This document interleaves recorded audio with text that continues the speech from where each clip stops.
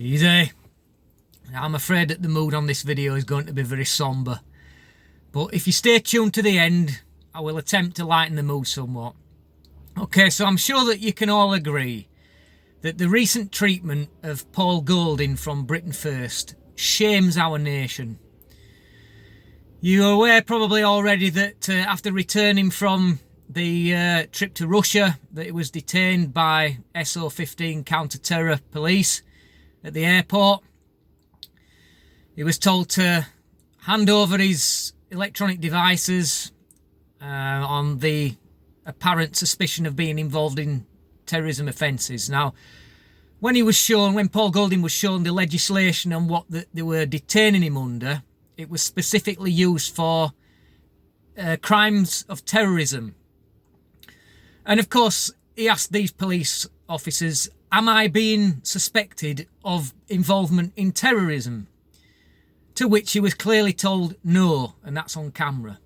So, naturally that means that he doesn't have to hand over his stuff if he's not being suspected of something. But they detained him, tried to make him hand over his stuff, and he refused to do so. And now this has all been dragged out for the past 6 months, and it's clear that they've only acted on this now that the timeline to do so has almost expired.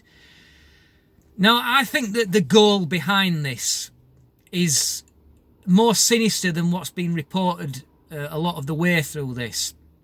Is that I think what they're trying to do, it's not just a matter of slowing down Britain First or causing trouble for Paul Golding or looking for an excuse to throw him back in prison, because the prison term is only 6 months, where 3 months are to be served and the other 3 months on licence, so that's not that bad.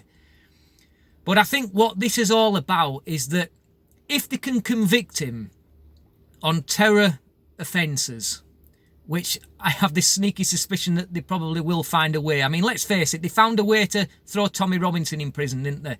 If they, you know what they say, you show me the man and I'll show you the crime. So they will probably find a way to convict him of this.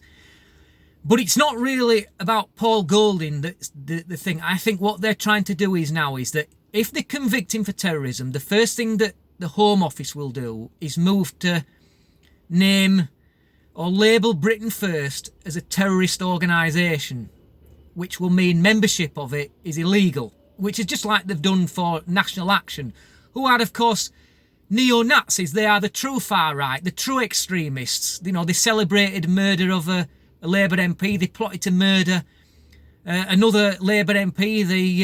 They plotted to murder Prince Harry, I believe. But that's what they're trying to do. Now, I don't think that it's the Home Office or the government that are bringing this case. I think that what this is it's one police force talking to another, because we all know that Britain First have been rather active over the last few months.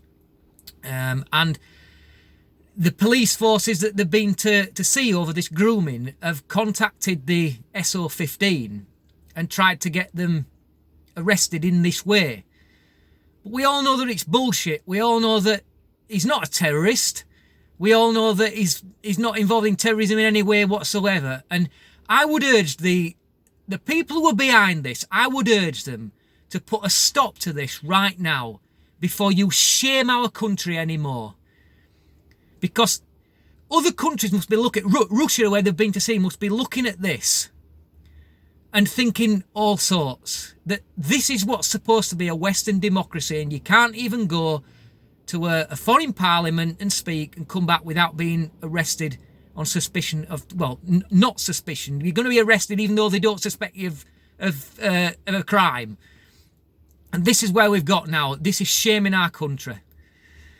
So, in an attempt to lighten the mood, because it's very sombre, I'm going to try and give you all a little bit of laugh. And I'm going to put on what I describe as the Britain First puppet show. Britain First, fighting back. Britain First, fighting back. Britain First, fighting back. Britain First, fighting back. Britain First, fighting back. Thanks for watching. We all pray for Paul Golding. Till next time, easy. I can't stop it with my glove on.